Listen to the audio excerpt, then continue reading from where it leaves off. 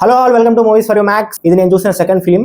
ముందు రోజు పాపం ప్రతాప్ రివ్యూ చూసి రూమ్కి వచ్చేసరికి 1 AM అయింది. అప్పటికప్పుడు లేచి ఆల్మోస్ట్ ఇంకా నిద్రమోహంలోనే వెళ్ళిపోయాను. ఈ సినిమా గురించి నేను కొంచెం ఎక్సైటెడ్ ఉండే అబ్బా, ఎందుకంటే మా నాయనమ్మ చెప్తుండేదన్నమాట. లైక్ మన ఊర్లో టీవీలు ఎక్కువ లేకుంటుండే అప్పుడు. మీ నాన్న వేరే వాళ్ళ ఇంట్లో వెళ్ళి టీవీ చూస్తుంటే, మీ డాడీ మీ బాబాయ్ వేరే వాళ్ళ ఇంట్లో వెళ్ళి టీవీ చూస్తుంటే, మీ తాతయ్య తీసుకొచ్చాడు టీవీ మన ఇంట్లోకి, అలా ఊరికే వేరే వాళ్ళ ఇంట్లోకి వెళ్ళడం ఎందుకు అని చెప్పి.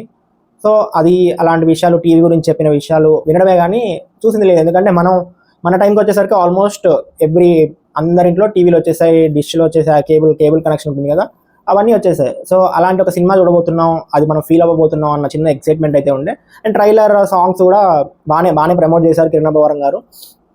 సో అదే ఎక్సైట్మెంట్తో సినిమాకి వెళ్ళా. బట్ సినిమా చూసిన తర్వాత కంప్లీట్లీ డిసప్పాయింటెడ్. ఎక్కడా కూడా ఆ న్యాచురాలిటీ అనేది కనపడదు. సెకండ్ హాఫ్ అయితే కంప్లీట్గా ఏదో వేరే జోనరాలోకి వెళ్ళిపోతుంది. ఒక మిస్టరీ థ్రిల్లర్, ఆ క్లైమాక్స్లో వచ్చే రివిలేషన్స్, ఆ థ్రెడ్స్ ఏవైతే ఉంటాయో అవి చాలా ముందే ఆ సెటప్స్ దగ్గరే ఓకే ఇది క్లైమాక్స్లో పే ఆఫ్ ఇస్తారు, ఇది క్లైమాక్స్లో పే ఆఫ్ ఇస్తారు అనే క్లారిటీ మనకైతే ఉంటుంది. ఇంకా సెకండ్ హాఫ్ పెద్దగా ఏమనిపించలేదు. కొద్దిగా ఫస్ట్ హాఫ్ ఒకటి కొంచెం టైం పాస్ అనిపిస్తుంది. ఫస్ట్ హాఫ్ కంప్లీట్గా కూడా కాదు, ఫస్ట్ 30 minutes మళ్ళీ ఫస్ట్ 30 minutes అయిపోయిన తర్వాత మళ్ళీ సినిమా నథింగ్ వర్క్స్. సినిమా అయితే నచ్చలేదు, నేనైతే completely disappointed. Coming to the story line, Thimmarajupalli అనే విలేజ్లో వాళ్ళందరికీ కొంచెం సినిమాలు అంటే చాలా ఇష్టం. ఇయర్కి ఒకసారి టీవీ రెంట్కి తెచ్చుకొని క్యాసెట్లు ప్లే చేసుకొని సినిమాలు చూస్తూ ఉంటారు. అలా అందరు హీరోలు సినిమాలు చూస్తూనే ఉంటారు. సో అలా ఒకరోజు వాళ్ళ ఊర్లోకి పర్మనెంట్గా ఒక టీవీ వస్తుంది. ఒక పర్సన్ పర్మనెంట్గా తన డబ్బులు పెట్టి టీవీ తెచ్చుకొని తన ఇంట్లో పెడతాడు. ఆ టీవీ చుట్టూ జరిగిన సీక్వెన్సెస్ ఏంటి, ఆ టీవీకి ఏమైంది, అక్కడున్న జనాలు ఎలా బిహేవ్ చేశారు ఆ టీవీ రాగానే అనేది remaining part of the film. First 30 minutes బాగుంటుంది సినిమా. అంటే ఊర్లో ఎలా ఉంటారు మనుషులు, అప్పట్లో ఎలా ఉండేవాళ్ళు, ఎంత ఎక్సైట్ అయ్యేవాళ్ళు సినిమా గురించి. అంటే జనరల్గా మనం ఒక 10 మంది ఫ్రెండ్స్ థియేటర్కి వెళ్ళి ఒక సినిమా చూస్తే సినిమా ఎలా అయినా ఉండనివ్వండి, మనం ఫుల్ వైబ్ అయి వస్తాం. అలాంటిది ఒక 100 మంది ఒకే దగ్గర కూర్చొని ఒక సినిమా చూస్తే అది ఎలా ఉంటుంది చెప్పండి.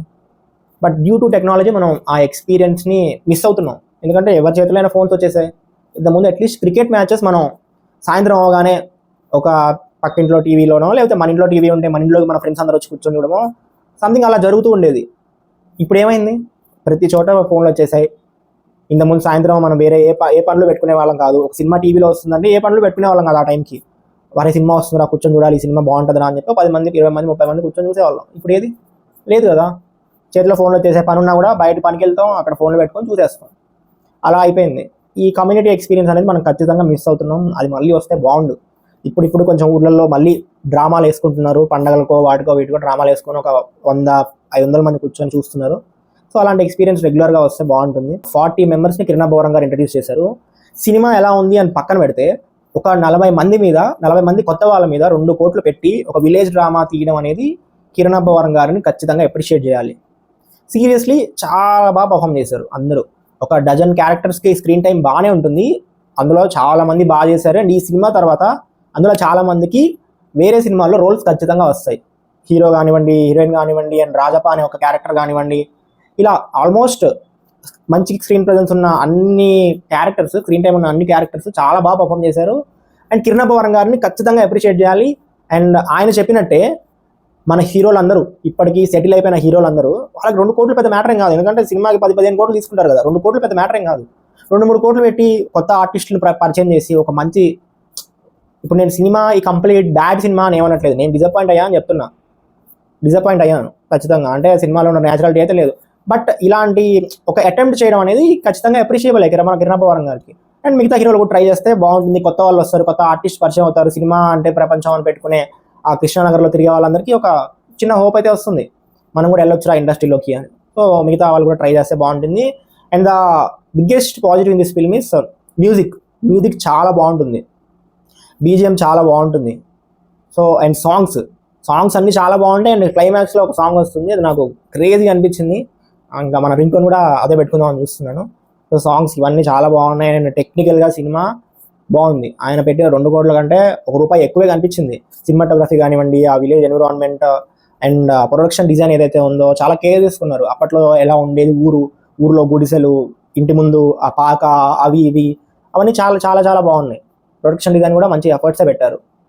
బట్ ప్రాబ్లం ఎక్కడ వచ్చింది అంటే ఈ సినిమా ఒక బలగం, మొన్న రీసెంట్గా ఒక సినిమా వచ్చింది దండోరా, ఇలా విలేజ్ బేస్డ్ డ్రామాస్ ఉంటాయి కదా, ఆ డ్రామా టోన్లో వెళ్ళదు. డ్రామా టోన్లో వెళ్తున్నట్టే స్టార్ట్ అవుతుంది, బట్ అలా వెళ్ళే కొద్దీ ఒక మిస్టరీ, ఒక థ్రిల్, ఇలాంటి ఫ్యాక్టర్స్ అన్నీ పెట్టుకొని సినిమా తీద్దాం అనుకున్నారు. బట్ అవి పెద్దగా వర్కౌట్ అవ్వలేదు. అవన్నీ చాలా బేసిక్ సర్ఫేస్ లెవెల్లోనే ఉంటాయి. ఎక్కడ కూడా ఒక ప్రాపర్ డ్రామాటిక్ సీన్ పడదు. అంటే ఊర్లో జనాలు ఇలా మాట్లాడుకుంటారు, ఇలా ఉంటారు అని ఎలా స్టార్ట్ అవుద్దో అది వెళ్తూ ఉండే కొద్దీ అవి ఏం కనిపించవు.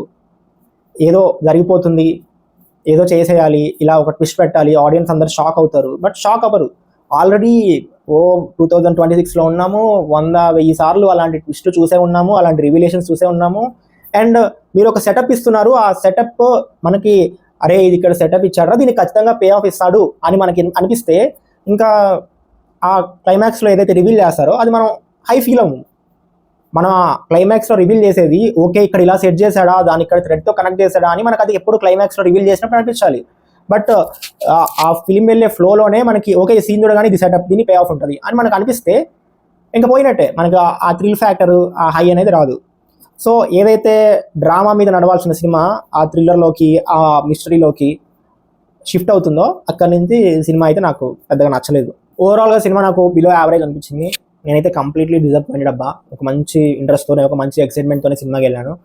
అండ్ ఈ సినిమా ఇచ్చిన ఎఫెక్ట్కి ఆల్రెడీ పాపం ప్రతాప్ చూశాను, అది డిసప్పాయింట్ చేసింది కొద్దిగా. ఈ సినిమా డిసప్పాయింట్ చేసింది. నేను ఈ సినిమా చూసి బ్యాడ్ బాయ్ కార్తిక్ వెళ్దాం అనుకున్నాను, ఇది ఖచ్చితంగా బాగుంటుంది. సో ఇది చూసి బ్యాడ్ బాయ్ కార్తిక్ సినిమాకి వెళ్ళాను. Bad boy Karthik completely out rightly disaster అని ముందే తెలుసు. సినిమా చూడకముందే ట్రైలర్ చూస్తే తెలుసు, పోస్టర్లు చూస్తే తెలుసు. సో వెళ్దాం అనుకున్నాను, బట్ స్టిల్ వెళ్దాం అనుకున్నాను, కానీ కుదరలేదు. ఇంత డిసప్పాయింట్ అయిపోయి, ఇంత నీరసంగా, ఇంకా ఆల్రెడీ అది రాడ్ అని తెలిసి ఇంత నీరసంగా వెళ్తే ఏం లేదు, పోయి బెల్ట్ దెబ్బలు తిన్నట్టే ఉంటుంది అని చెప్పి బ్యాడ్ బాయ్ కార్తిక్ స్కిప్ అయిపోయి డైరెక్ట్గా రూమ్కి వచ్చి పడుకున్నాను. మళ్ళీ నైట్ మమ్మీకి వెళ్దాం అనుకున్నాను, ఇంకా ఓపిక లేకుండే. మమ్మీకి వెళ్ళాలి, మమ్మీ సినిమాకి రేపు కానీ ఎల్లుండి కానీ. ఒకవేళ ఆ సినిమా చూస్తే ఆ ఎక్స్పీరియన్స్ కూడా ఖచ్చితంగా పోస్ట్ చేస్తాను.